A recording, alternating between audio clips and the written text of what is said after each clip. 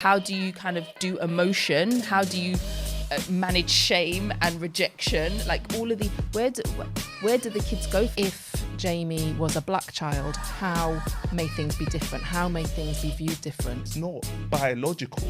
It's as a result of how society has or hasn't responded. When this airs, we need to say, like, it reveals within 10 seconds of our chat. Because Gigi's just given it away. So we know straight away that Jamie, I was like... Hello and welcome back to the Social Matters podcast. We are three social workers talking about social matters. Hi, I'm Nadia. Hi, I'm Fran. Hi, and I'm Eugene. Okay, we'll also be doing a lot of talking about adolescence. Let's just get into it. Let's just get into it. No, how are you? Nabe. Let's just get into it. Let's just get into it. I said before, I was like, Nads, we need a check-in. She went, no. In. Oh, I wasn't here for that. Yeah. So yeah, sorry. Decision made. Sorry. Right. Executive decision. I'm for it. I would have been like, yeah, I'm definitely for it. Yeah. So I suppose for people who haven't heard of Adolescence, it's a program on Netflix, and it talks about or captures the story of a 13-year-old who's accused of murdering by stabbing a classmate, a female classmate, and the child's name is Jamie in the program. And I have just been having, I think we have all been having so many conversations because it's such a powerful piece of drama, isn't it?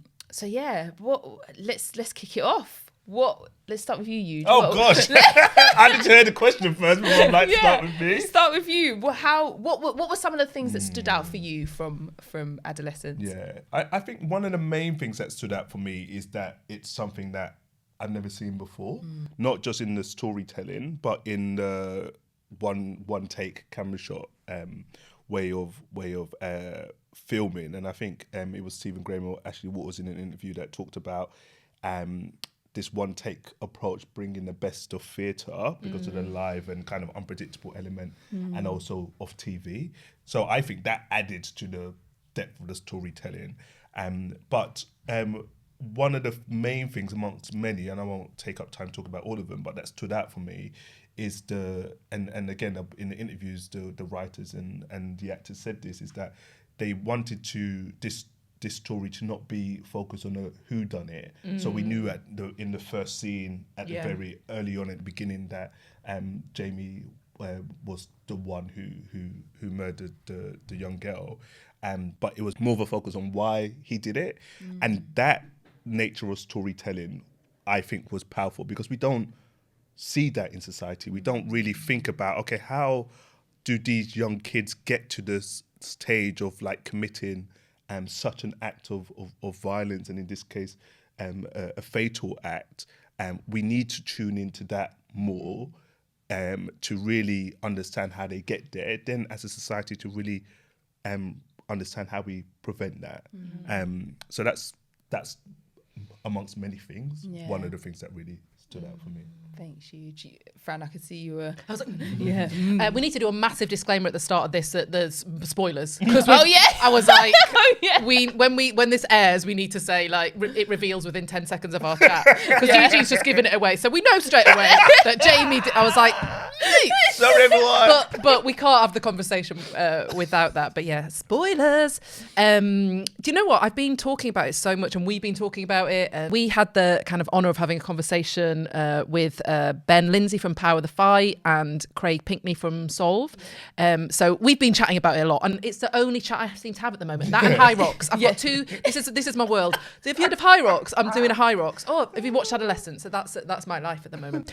But there were so many standout things, and I think I guess just from a like drama perspective, I think what it did so well was like move between normality and reality that maybe people could relate to, and then extreme drama. So examples being at the very beginning where the two police people are having the conversation in the car, and it's quite mundane, almost like, my son won't go to school, what did you have for breakfast?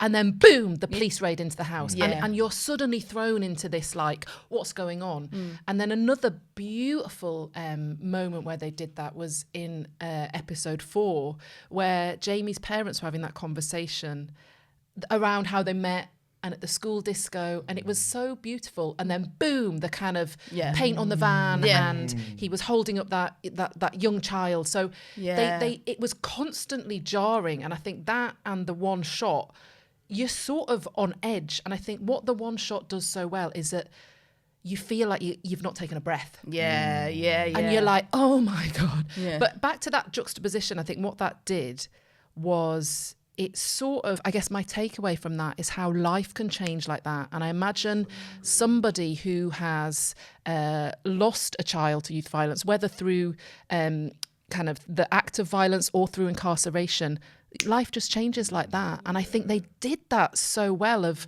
like, oh yeah, I could just be going along in the car and then boom, life can change within a second, and the impact of that. So that was I guess from the actual creation of it, from a creative sense, I was on that journey. But that kind of, powerful kind of reminder. And there's so much more that we'll go on to talk about I'm sure you'll kind of capture it now, Nads. But the actual why was so powerful as well. Yeah. For me, so the one shot thing like struck me really early on. I was like, when's the shot gonna end? No, it's still going. Oh my days, we're going in the car with him to the police station. Okay, we're still going. Like, it was so well done. But the thing that episode 1 for me was like a standout episode. Yeah.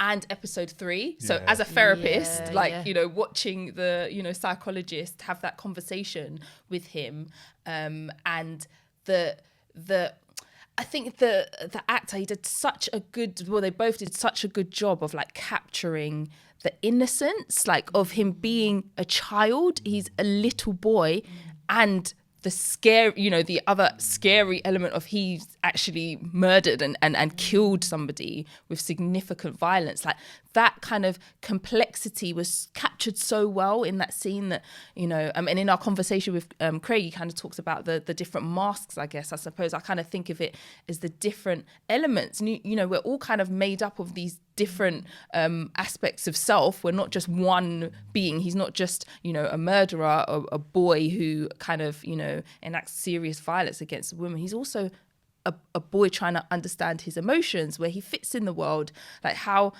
his position in his social group, the area that he's from, particular context. Like, there's so much, and that scene that really captured the complexity of it. It was so powerful. And at the end, Erin Doherty, I think her name is, the actress who plays the psychologist. I just was feeling all of her emotions so much. The kind of trying to, center and capture herself from what was really, an intense and a real act of aggression from a little boy, but nonetheless, knowing what he's done, like, that's a scary moment. So I do think that that complexity was captured so beautifully in that episode. Yeah, just a couple of things I'm realizing. This is the first time we've had this conversation. So when I'm listening to you to speak, I'm like, oh my God, I didn't see that. Going back to what you're saying about episode 3, that was like literally in my living room. My jaw was on the floor for all of it, because I think that idea of not being able to take a breath because of the one take, but the because I also kind of reflected on that kind of switch between the boy who committed the crime and the innocence of youth, and it took me back to a lot of young people that I worked with who were involved in serious youth violence, but when you had them on a one-to-one, and one boy who I remember vividly, like, he had the eyes of a child, basically. So when you pay attention, you sit opposite them and you just look into their eyes, you see that they're more than just their action. And I think that was an important message from that episode. And for me, it started all the way when the actor, the psychologist, went to go get him the hot chocolate from the coffee machine. And the amount of marshmallows she put in there. Yeah. It's not just like, oh yeah, he wants a hot chocolate, or he wants a hot chocolate with marshmallows. The amount that she put in there. And then the kind of, throughout that scene, the change from him being aggressive to him even taking a bite of the sandwich, how he took a bite of the sandwich, like a child, like the like. And I think that, again, going back to what I was saying around one of the headline reasons why they did the show, about why he did it, it's the complexity of youth and being a child, but also being influenced by all of these kind of contextual factors, social media, life, society, sense of self, toxic masculinity, what messages we get. But in essence, a child is a child regardless. And I just think that, like, I just think that they captured it. I would love to kind of speak with the writers and the creators to really get a sense of the different systems and areas they drew from to capture it in such a great and powerful way. Yeah, I think in that third episode they moved, particularly Jamie, really well through that, I guess, like childhood innocence and then dysregulation, and as you said, that kind of aggression shown towards a psychologist. But I was reading, I think you might have shared the clip actually, Nads, where again that beauty of it just being so raw and organic that he yawned. Yeah. And then she was like, "Am I boring you?" Yeah. And that is, I mean, I'm not an actor, but I just think that is a beautiful way to show the art form where you're just responding in that moment, because you couldn't like script that. Really. Or you could, but it just, you could see him sort of smiling back. Like it just worked so well, that bit. So that was a standout on so many, but so many things as well.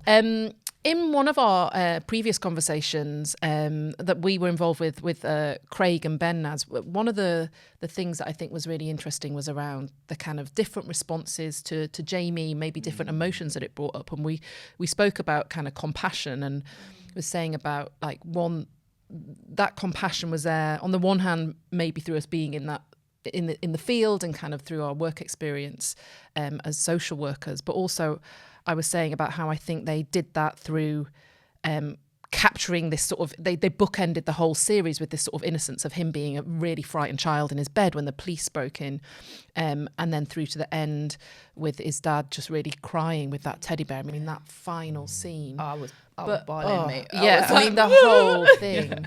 But I think one thing that we also kind of touched on, and I'd like us to explore now, is the idea of race. Yeah. Because, you know, he's a white child, and if Jamie was a black child, how may things be different? How may things be viewed different? And, you know, thinking about the adultification of black children. And we had Janine Davis on this podcast talking about adultification, and one thing that resonated for me when she was talking about it was that adultification, we're talking about adolescence here, but that begins at like 4 or 5. And yeah, I guess just to open up the conversation about that, about how may the responses have been different, because a positive thing that's come from it is that we know that they're having conversations in Parliament. But how might things have been different if Jamie was a black boy? From a black family. I think that this is one of the reasons why it is much more of a conversation, or something that is being spoken about more. I just think the fact that he is a cute little white boy has made a difference. If it was a black boy from a black family, I don't know whether we would be having so many conversations about it.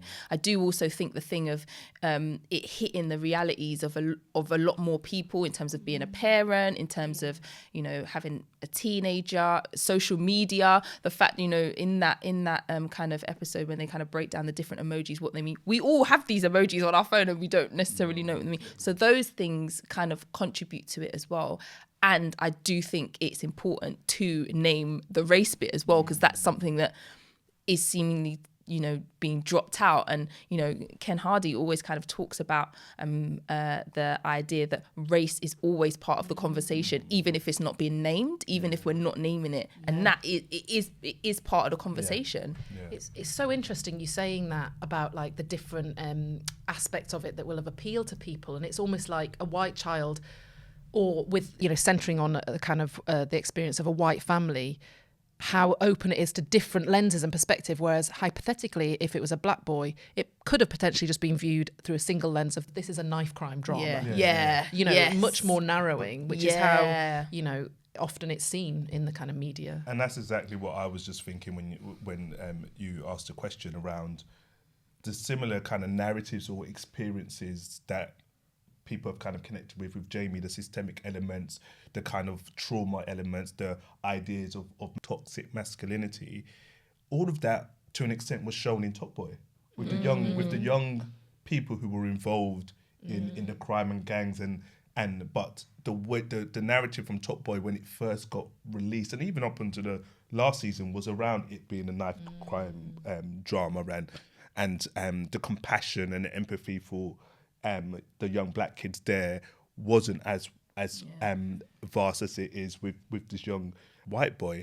And to an extent, and I would I love to, this is an invitation to the writers if you want to come on the Social Matters podcast, but I would love to know how much that was in their thinking. Factored in, Because I think it was intentional. Not only because I think I saw Stephen Graham talk about they wanted to get a boy who looked innocent. In his facial features, he looks really innocent. Like like just stereotypically, he couldn't do it. Yeah. But I think race was a part of their thinking there as well. And it's so. And I remember I saw a clip that somebody shared on social media of like one of the right wing stations. I think GB News. Like their headline was around white working class boys, so about being demonized in the show. And it was like, oh exactly. It's like, oh, what GB News? You talk about race and the demonization of people, but because it was a young white boy, and people are talking about the impact of young white working. This show on young white or society on young white working class boys. It's a conversation even in the right wing. But what I would like to say to them is that they're missing the point. Missing. No, I think they're missing the point. But like this is a race thing. It's a class thing. It's a impact of poverty thing. It's the elimination of youth centres. It's the demonization of children. Yeah. And I think I've said it to you too before on air and maybe off air, maybe on air as well. But it takes me back to COVID times and when the pubs open and everyone's like, oh, finally we get to go to a beer garden and have a drink. Oh, yes, we're back. We're getting ourselves back together. Where did the young people go? The same emotions that we were feeling and the sense of freedom that we had when we were allowed to go outside. A lot of people got that from pubs and beer gardens. Where was it for the young people? And that's exactly how it is now in society. Like, they have school, but what else do they have? Yeah. And then when they are like, I think there's a campaign now to kind of take down these no ball game signs on more buildings. And even in my area, like the people who hold the lease or control the area, like, oh, they sent a letter around. It's like, oh, your kids are not allowed to play out by themselves. I'm like, F you. Where do they want kids to go? Where do they go? Yeah. So anyway, rant. It was it's not a rant. It's really helpful. It was making me think as well about the violence against women and girls element, like in terms of where do they go for this stuff, these conversations, and not just like physically with like youth centres and knife crime, but in adolescence, the thing I think that was quite stark was the thing about how do boys view girls? How do they have conversations about what it is to be a man? How do you kind of do emotion? How do you manage shame and rejection? Like all of the where do the kids go for that? And I think adolescence is a real kind of call to action for us as parents, as aunties, as uncles, as adults as society at large. How are we kind of instilling healthy messages about how you treat each other? And I think something that really kind of struck me from the first episode, if I've only watched it once, I really want to go back and watch it again, but I remember kind of thinking, oh, the dad's not he's not touching his boy until the very end. And it made me think about how did they in that that family do emotion and like masculinity and and how to kind of manage big emotions. Where is physical safe touch that reassures that kind of that boys and men do together, that's not then seen as, oh, that's gay or that's not okay. Actually, we all need that physical touch. We all need that reassurance. We all need that, oh, that's my bro, like I love you, bro. All these things, like I don't know whether that was present in Jamie's kind of circle of friends. And so I think the thing of like where do our young people go for kind of not just free time and being safe and playing together, but where do they go for kind of guidance and examples of how to love on each other and not just each other as boys but also girls as well. It's something that I was kind of really sort of left with, and where do they go? They come to us. They come to people around them, adults around them, and it's a real call to action for us, I think.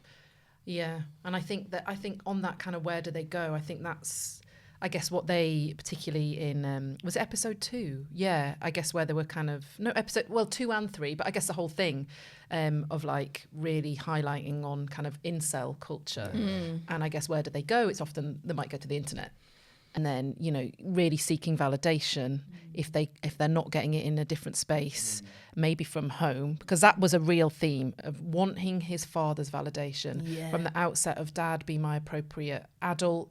When he reflects on the time playing football, like just really wanting, even the time where he says he's going to change his plea, he's speaking to his dad. It's just constantly wanting that.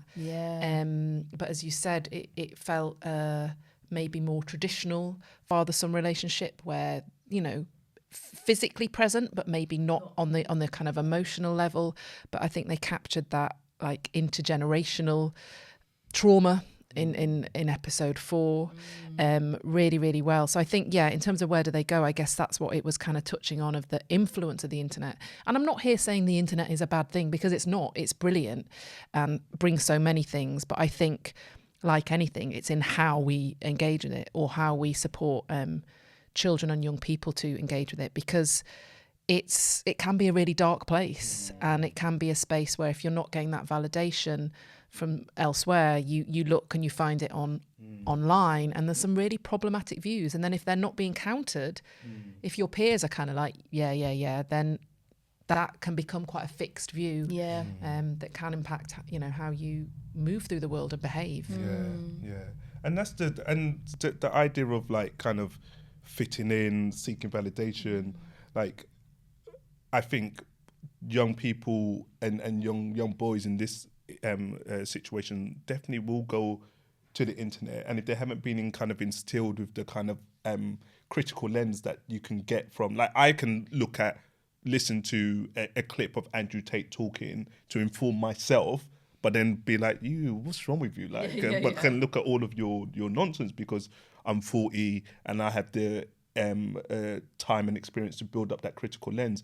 But if I was a 13-year-old boy or person, I can see how they can listen to him and believe all of that stuff, because they haven't.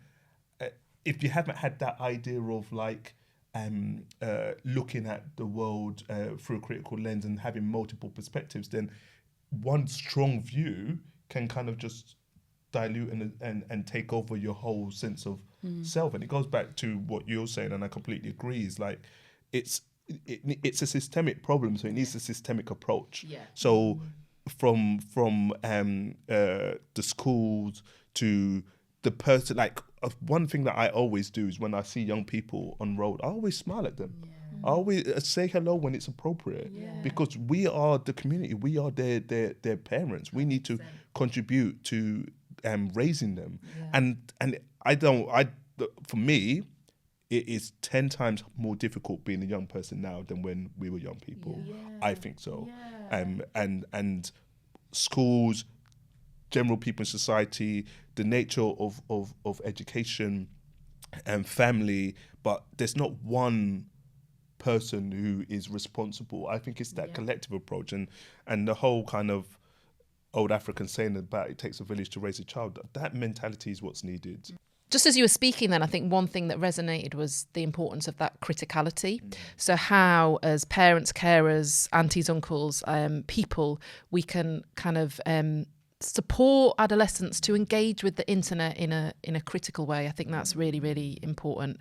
And there was something else, and I've just remembered as well, is around our view of adolescence. I think people easily forget like that we were an adolescent once, and the languaging is so problematic. And actually, it's such a beautiful time, full of learning, full of growth, full of development. So like an invitation for all of us to check our biases that we'll have around adolescence and reframe it into, these are young people growing, learning, and how can we nurture them and not see them as like, you know, kind of people to be feared or dangerous or avoided? Because that, as we always say, language creates kind of behaviour and meaning. And if that's how you view them, you're going to treat them, 100%. You're not going to smile on the street. And you're going to treat them with suspicion and fear, which is really problematic. I totally agree. Like teenagers, since the dawn of time, have been given a bad rap. Like they've always been seen as this is the group that's going to break down society and is going to it's going to mash everything up. Like we were teenagers once. Like our little kids are going to be teenagers at some point. Like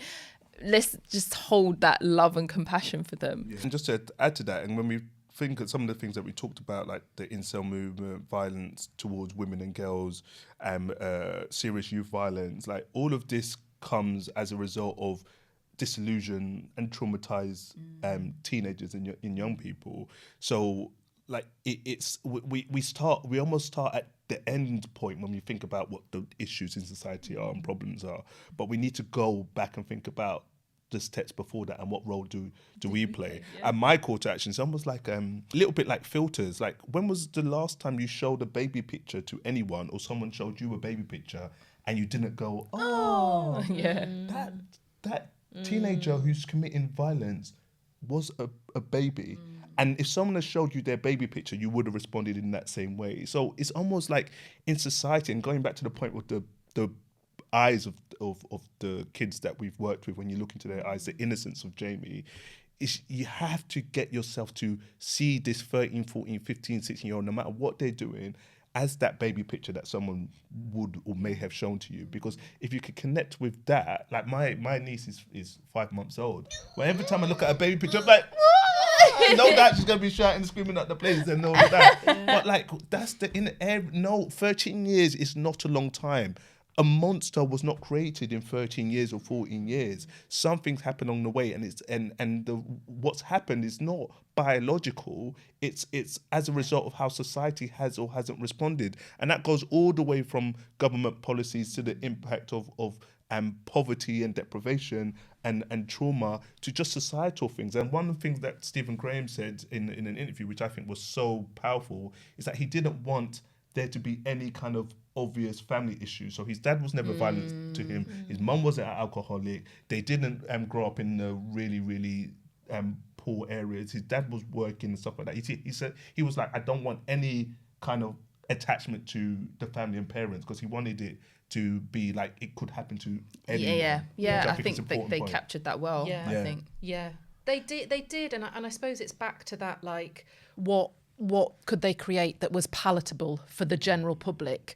And I think, it's important that we talk about race, but I guess, as you said, that curiosity of, did the writers and directors intentionally think about it as a white child? Because you could be propelled into the living room of Joe Public and then be like, oh gosh. And it's really sad sometimes, isn't it? Even in our work in diversity and inclusion, some of the ways to invite people to think about some of these things who maybe come from more privileged backgrounds and don't have to think about it because of their lived experience, is to kind of really make that human connection and empathy. And then people are like, oh shit, like people have to think about where they go on holiday, or they can't hold their partner's hand. And it's sad sometimes, isn't it, that you have to throw it in people's faces for them to go, oh. And it feels like that's what has happened. It's thrown into Joe Public's face because perhaps a lot of people can relate to it. And it's hard, because there's a part of me that feels a bit icky on the one hand. On the one hand, I'm so pleased that people are having the conversation, and the conversation's been had in Parliament, and that is a good thing. I'm not denying that, but I guess an invitation for that curiosity of like the why, because it's a shame sometimes that it has to be, up in people's grill for them to go, oh gosh. But then maybe, if that's a start for people to think, that's not a bad thing either. The main thing is that the conversations are happening. There was something else that I wanted us to kind of talk a little bit about, because on the way here I was reading something about like the conversation about do we ban social media for children and young people up to a certain age or whatever, and you know what you were speaking about, kind of being critical and critically kind of engaging with you know, our young people's worlds and stuff. And I think there was the sort of movement, I think, to try and ban social media up to the age of 14. But then there's also an argument that if you're kind of in it and, you know, understand it and able to kind of develop your young person's kind of critical angle on the social media, do we need to do that at 14? I don't know. It's a real dilemma, I guess.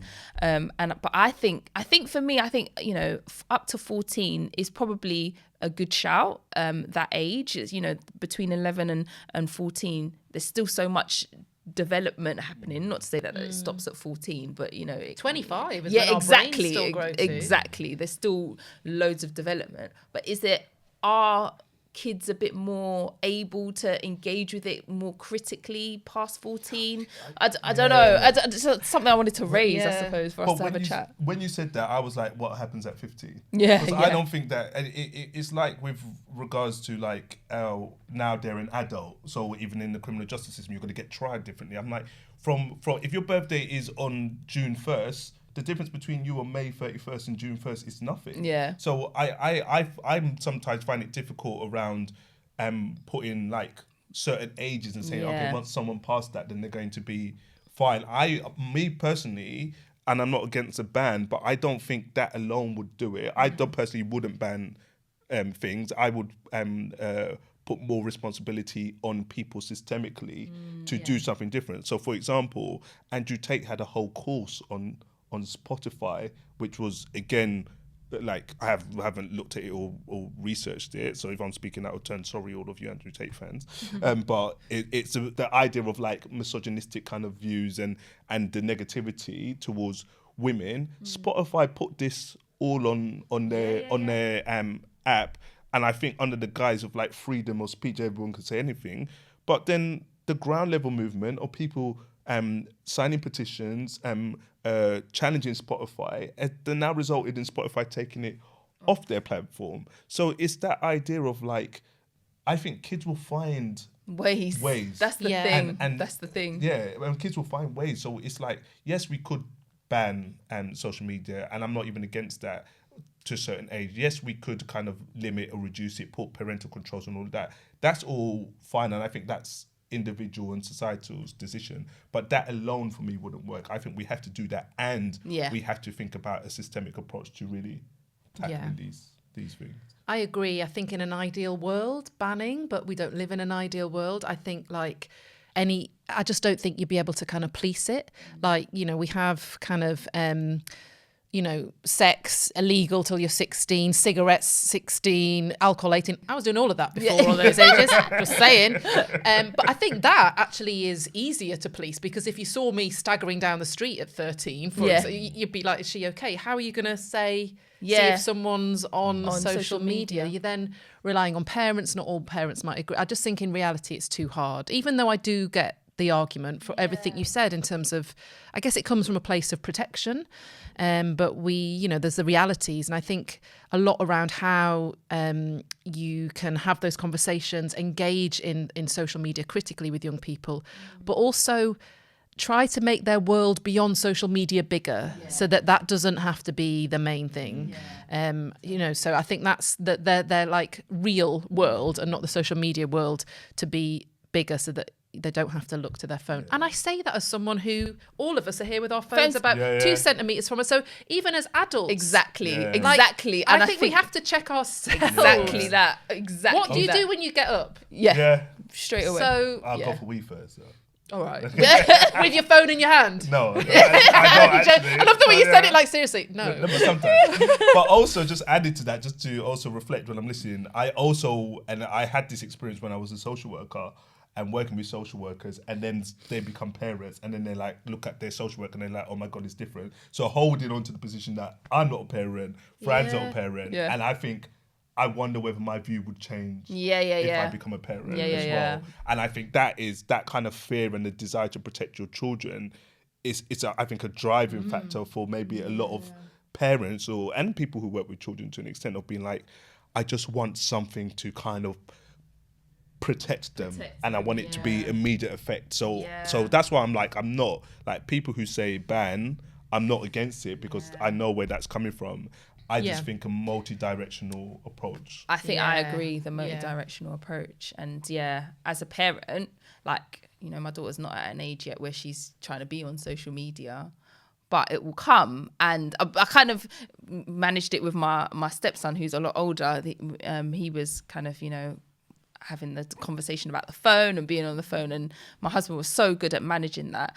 And I think the thing I would take from it is like, if you're going to have the phone, I'm going to be all up in your business. Like, I'm going to be all up on your apps. I'm going to know exactly what's going on. Sometimes I'm going to have to make the hard and unpopular decision of like, you know, you're not going to get that app, or you're not going to do this. But putting in some like restrictions and boundaries and stuff, but complete bans, like, you know, I wasn't an overly rebellious kid, but I remember like back when I was growing up, like Eminem was like big, and my mom was like, do you listen to Eminem? And I was like, no, mate, I was listening to Eminem. I don't listen to Eminem, I'm just a real Slim Shady. I love that. Do you listen to Eminem? Yeah, my friend went to see him in concert and phoned me so I could hear it. Like, it was just, do you know what I mean? We made ways around, you know, around it. So just like banning it, I'd much rather be able to have a conversation with my daughter and engage in the stuff. Because at that age, you want those dopamine hits. So if something's banned, you want it more. It could just create where people want it more. But that's another thing that I've been reading about with a lot of the conversations around adolescence, that if children are on social media or adolescents, that it's a normalized part of it, that as a parent carer, you have that check-in. Yeah. Like it's not like it's so that regularly you're like, okay, cool, let's have a look. And that you have oversight of it as well. Great. Well, that was a really helpful chat. Thank you both so much. Sorry for the spoilers. All the spoilers. We have been free social workers talking about social matters in all kinds of ways with regards to adolescence today. You can follow us on LinkedIn at Social Matters, and you can also follow us on Instagram at Matters Podcast. Please do, if you've enjoyed this conversation, please do share it widely, and also, join the conversation. Thank you. Bye.